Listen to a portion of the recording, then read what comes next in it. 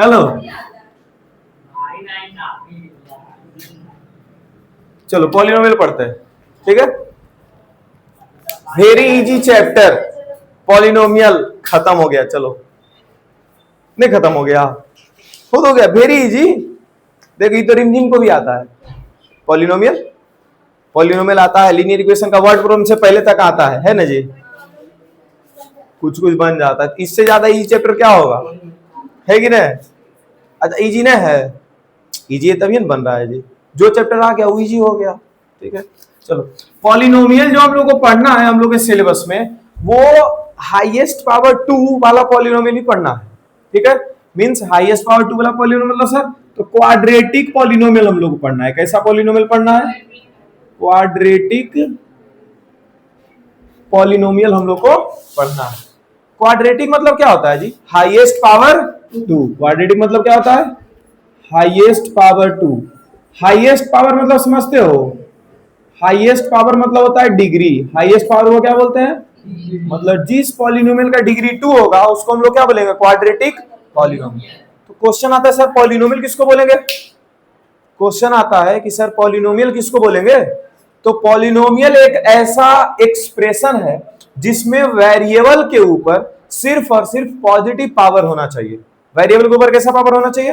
Positive power होना चाहिए। तो क्या ये 2x² पॉलिनोमियल है? और पॉजिटिव भी कैसा power? Positive integer. Positive whole number तो पॉजिटिव होता ही है, ठीक है, जीरो को छोड़ करके। Zero is neither positive and nor negative, है ना। तो हम लोग सीधा बोलते हैं कि पावर कैसा होना चाहिए। देखो, लेमैन भाषा, लेमैन भाषा समझते हो? जनरल भाषा, मूर्खों की भाषा, जो कोई नहीं समझ सकता वो लेमैन भाषा होता है, मतलब कि जो सब समझ सकता है। पावर कैसा होना चाहिए जी? तो इसका होना चाहिए नॉन नेगेटिव इंटीजर। कैसा इंटीजर? ई चीज लिखा जाता है, पावर होना चाहिए नॉन नेगेटिव इंटीजर। मतलब क्या होता है सर नॉन नेगेटिव इंटीजर का? इंटीजर निगेटिव नहीं होना चाहिए। इंटीजर जो है वो निगेटिव भी होता है, पॉजिटिव भी होता है और जीरो भी होता है। इंटीजर का डिफाइन याद है? इंटीजर का डिफाइन, अरे जिसमें पॉजिटिव, जिसमें निगेटिव और जीरो तीनों आ जाए, इसी चीज को क्या बोलते हैं? इंटीजर बोलते हैं। हाँ, अब तुम लोग ये मत बोल देना सर -3/5 भी इंटीजर है इंटीजर, ये तो निगेटिव है ना, तो इंटीजर तो होना चाहिए। रेशनल नंबर है ये, p/q के फॉर्म में आ गया तो उसको रेशनल नंबर बोलेंगे। ये p/q के फॉर्म में नहीं होता है, इसीलिए इसका डिफाइन बोला जाता है all the natural numbers and their negatives together with zero is known as integer.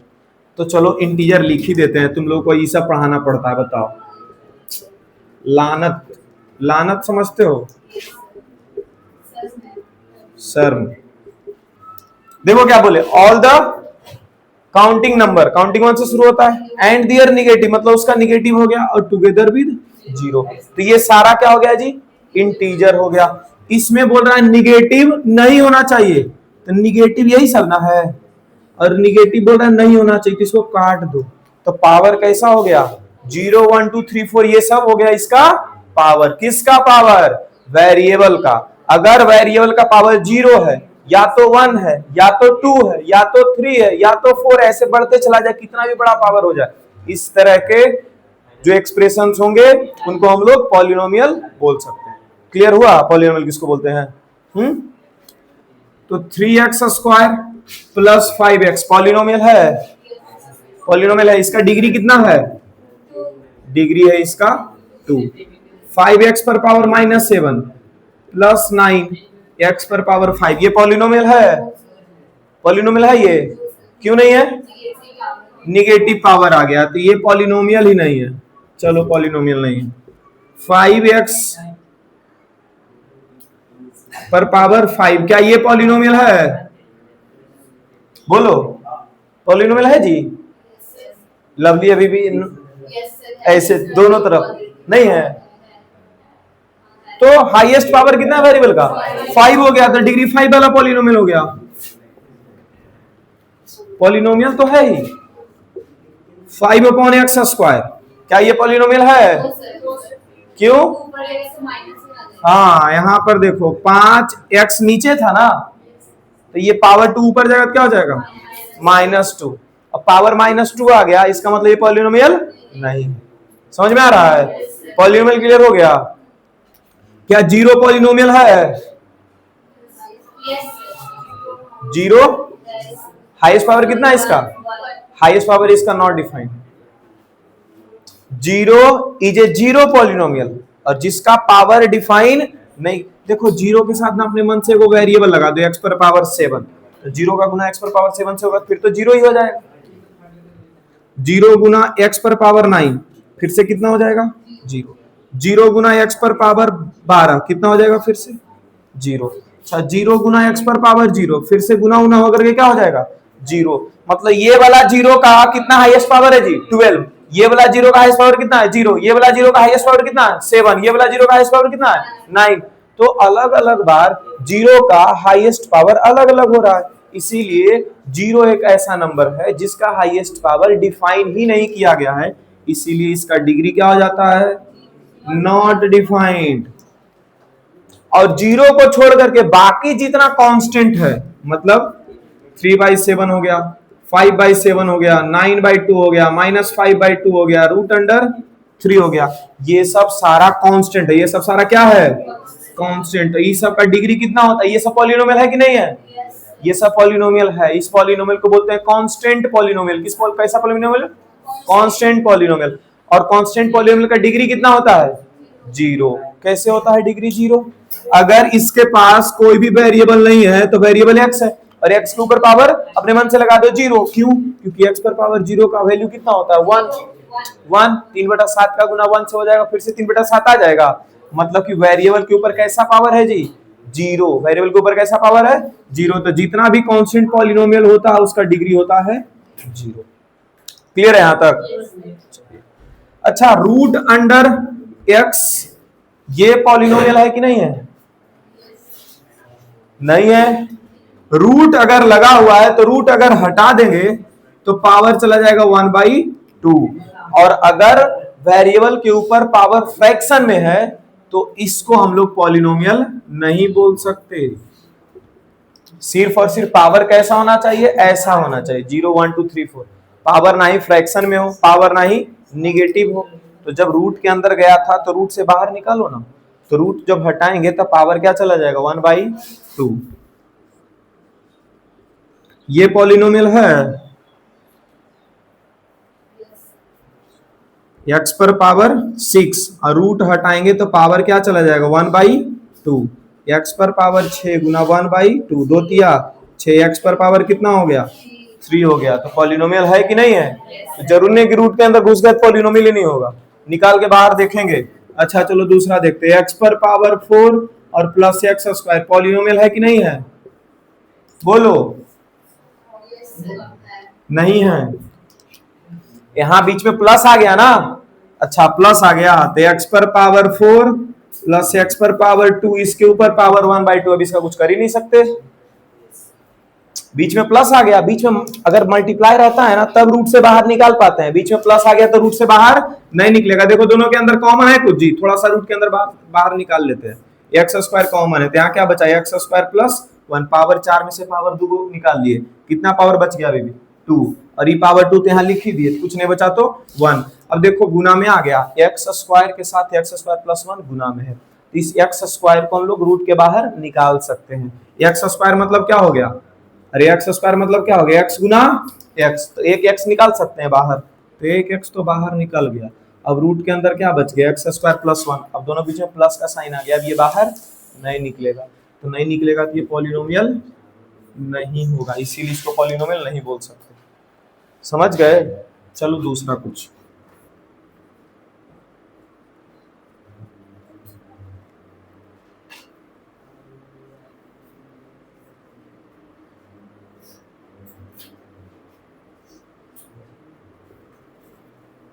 ये पॉलिनोमियल है कि नहीं है?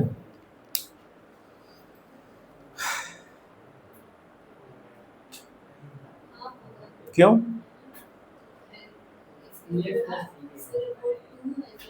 कौन कौन है एक्स प्लस? अरे रूट है ना यहाँ पे। अभी बताए रूट के अंदर प्लस में रहा है तो पॉलिनोमियल नहीं होगा। क्यों होगा रीजन बताओ ना।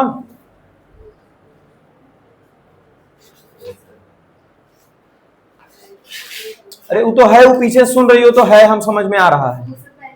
हाँ तो रीजन बताएंगे ना, कैसे तुक्केबाजी करेंगे।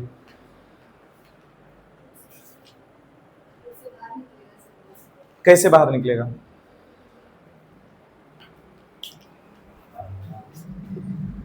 ये 4x स्क्वायर 2x का होल स्क्वायर है और ये 3 का स्क्वायर है। ये 2 इंटू ए इंटू बी वाला पार्ट है।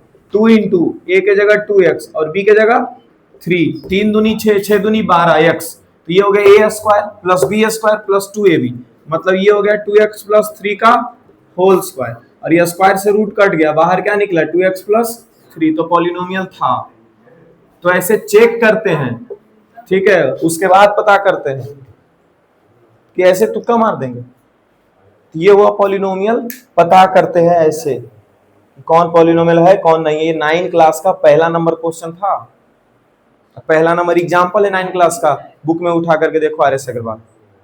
तो वो चीज आना चाहिए क्योंकि 10th में भी ऐसा क्वेश्चन दिया जा सकता है, ठीक है, कि पॉलिनोमियल तो पहचानने के लिए आना चाहिए ना। तो अभी हम लोग सिर्फ सीखे हैं पॉलिनोमियल पहचानना। अब इसके ऊपर 3 गो क्वेश्चन है, 3 गो फॉर्मूला है बस। इस चैप्टर में कितना फॉर्मूला है? 3 ही तो फॉर्मूला है, और एक फॉर्मूला हम अपने तरफ से दिए थे, चौथा फॉर्मूला, ठीक है, ताकि क्वेश्चन बनाने में इजी हो जाए, बस यही है। जिसको जाना है जा सकते हो, 7:12 हो चुका है, इसको हम लोग आगे कवर कर लेंगे, ठीक है। मिटा दे इसको।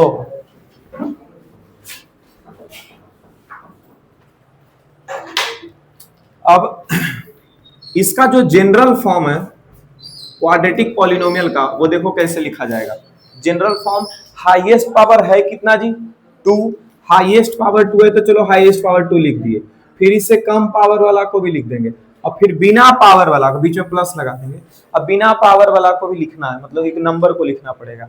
इसके बगल में लगा दो ए, क्योंकि इसके बगल में 1 2 3 कुछ भी आ सकता है, इसके बगल में 1 2 3, तो इसमें भी ये लगा देंगे, इसमें बी लगाएंगे। हाँ वो तो रटा हुआ हमको समझ में आता है, ठीक है, ax bx, और यहाँ पे क्या लगा देंगे प्लस, और अपने मन से कोई भी कांस्टेंट के जगह लगा देंगे c।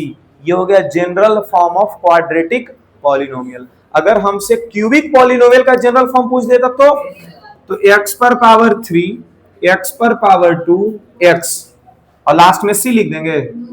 यहाँ ax cube plus bx square plus, और लास्ट में अपने मन से d। क्यों यहाँ पे लास्ट में c लिख देते तो गलत हो जाता, चलो ठीक है c लिख ही देते हैं। यहाँ पे c लिख दिए, मानो लास्ट में लगे कांस्टेंट, c से कांस्टेंट होता है सर, c से कांस्टेंट लिख देते हैं, ठीक है। पहला ले दिए a, दूसरा दे दिए b, यहाँ c तो लिख देते हैं, यहाँ c नहीं लिखेंगे, यहाँ d लिख देंगे, क्या दिक्कत है, कोई गलत थोड़ी कर देगा, ठीक है। ऐसा रट करके नहीं रखना है, तरीका क्या है वो जानना है हम लोगों को। क्लियर है यहाँ तक? चलिए तब इसके ऊपर कुछ क्वेश्चन करते हैं। क्वेश्चन क्या, पहले सीख लेते हैं कि क्या होता है। तो इसमें दो चीज के बारे में हम लोग को बात किया जाता है हम लोगों से, सम ऑफ जीरोस या सम ऑफ रूट्स, और दूसरा क्या है प्रोडक्ट ऑफ जीरोस नहीं तो प्रोडक्ट ऑफ रूट्स। यही दो फॉर्मूला पे तो पूरा एक्सरसाइज खत्म है। सम ऑफ जीरोस का फॉर्मूला क्या है, लवली बताएगी। कोफिशिएंट ऑफ एक्स स्क्वायर, बोलो। तो रिवाइज कर लिए, टेस्ट भी दे दिए, अब तो अच्छा टेस्ट नहीं दिए, फिर भी रिवाइज किए थे तो भुला भी गए इतना इजी चीज को। कैसे होगा, माइनस कोफिशिएंट ऑफ एक्स बटा coefficient of x square. X square का जो कोफिशिएंट होगा वो हमेशा नीचे रहेगा। इसमें दोनों फॉर्मूला में कोफिशिएंट ऑफ एक्स स्क्वायर जब नीचे ही है तो इसमें सोचना क्या है। यहां भी कोफिशिएंट ऑफ एक्स स्क्वायर तो नीचे ही रहेगा, और कांस्टेंट टर्म कहां रहेगा, ऊपर रहेगा, ठीक है। अच्छा इसी चीज को दूसरा तरीका से भी लिखा जाता है, से माइनस कोफिशिएंट ऑफ एक्स जो लिखे हैं इसको ऐसे लिखते हैं, एक्स के बगल में कोफिशिएंट कौन है जी, प्लस बी है ना, इसी का साइन चेंज कर देना है माइनस के साथ, तो यहाँ क्या आ जाएगा माइनस बी। अब बेटा कोएफिशिएंट ऑफ एक्स स्क्वायर को क्या लिखा जाता है, ए। प्रोडक्ट ऑफ रूट्स के बदले हम लोग लिख लेंगे कांस्टेंट टर्म के बदले सी। अब बेटा एक्स स्क्वायर का कोएफिशिएंट हो गया ए, ऐसे लिख लिया जाता है। ठीक है यहां तक। अच्छा, इसी चीज को देखो कैसे, ये असली फॉर्मूला तुम्हारा ये है, ये अगर याद रखोगे कभी गलती नहीं होगा। ठीक है, ये अभी हटाओ।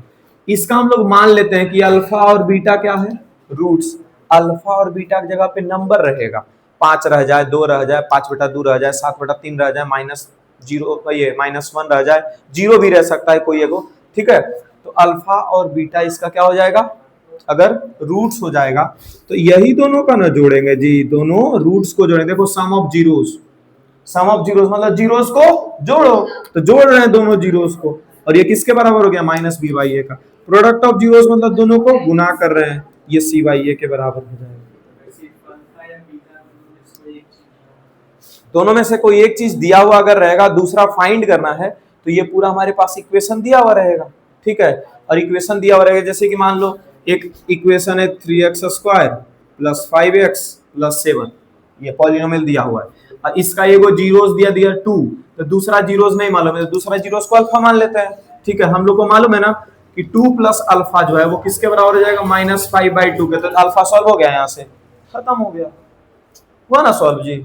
इसके ऊपर, इसके बाद तो पूरा सिर्फ क्वेश्चन के ऊपर हम लोग चले जाते हैं। चलो एक चीज और इसका फॉर्मूला देख लेते हैं, ये 2 फॉर्मूला हो गया, यही दोनों, यही इसी को ऐसे लिखा गया है। ठीक है, इसके बाद हम लोग क्या और पढ़ते हैं इसमें, कि अगर सम ऑफ जीरोस दिया हुआ है और प्रोडक्ट ऑफ जीरोस भी दिया हुआ है, तो हम लोग सीधा पॉलिनोमियल लिख सकते हैं। अगर अल्फा और बीटा क्या है, जीरोस है, अल्फा और बीटा क्या है, जीरोस, तो सम ऑफ जीरोस क्या हो जाएगा जी, सम ऑफ जीरोस हो जाएगा अल्फा प्लस, दोनों को जोड़ देंगे। अब प्रोडक्ट ऑफ जीरोस क्या हो जाएगा, प्रोडक्ट ऑफ जीरोस हो जाएगा अल्फा इंटू बीटा, दोनों को क्या कर दिए, गुना कर दिए। अगर अल्फा प्लस बीटा का वैल्यू दिया हुआ है और अल्फा इंटू बीटा का वैल्यू दिया हुआ है, तो हम लोग इससे डायरेक्ट क्वाड्रेटिक पॉलिनोमियल लिख सकते हैं, x² minus alpha plus beta का जो भी वैल्यू रहेगा यहां पे लिख देंगे, इंटू एक्स और प्लस अल्फा इंटू बीटा, ये क्वाड्रेटिक पॉलिनोमियल हो गया। ठीक है, देखो कितना बार ना क्वेश्चन में दिया रहेगा, if 5 and 3 are the zeros of the polynomial find the polynomial. तो हम लोग एक काम क्या करेंगे, 5 और 3 को जोड़ देंगे 8 आ जाएगा, और 5 और 3 को गुना कर देंगे तो 15 आ जाएगा। अब देखो पॉलिनोमियल बना देंगे, x² माइनस 8x प्लस 15 हो गया खत्म, पॉलिनोमियल बन गया।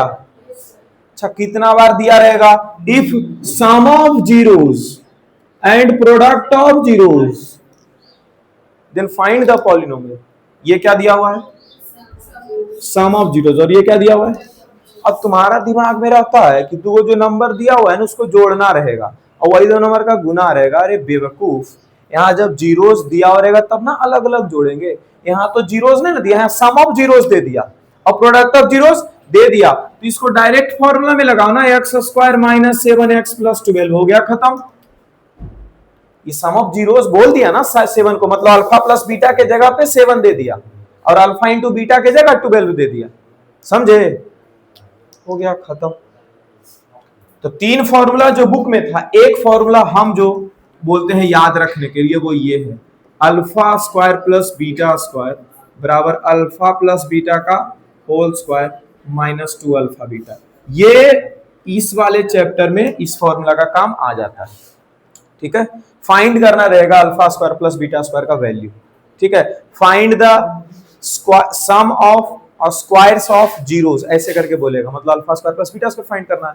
तो सम ऑफ जीरोस देखो अल्फा प्लस बीटा आ गया, प्रोडक्ट ऑफ जीरोस क्या है, अल्फा इंटू बीटा, बस इस फॉर्मूला में पुट कर देते हैं, निकल जाता है। ठीक है, इसके ऊपर क्वेश्चन फिर किसी दिन या फिर इस संडे को रिवाइज करवा लेंगे, वो 8-9 क्वेश्चन करवा करके। ठीक है, लगे हाथ इसका ग्राफ के ऊपर भी क्वेश्चन कर ही लेते हैं। हो गया, देखते हैं। हाँ, तो इसमें 20-25 मिनट आधा घंटा लग जाएगा, और इसमें भी यहाँ देखो ये ग्राफ कितना बार कट किया जी इस एक्स एक्सिस को, 3 बार, तो नंबर ऑफ जीरोस कितना हो जाएगा, हो गया खत्म। बस एक्स एक्सिस वाला देखो, ठीक है, ये ऐसा ग्राफ दिया रहेगा y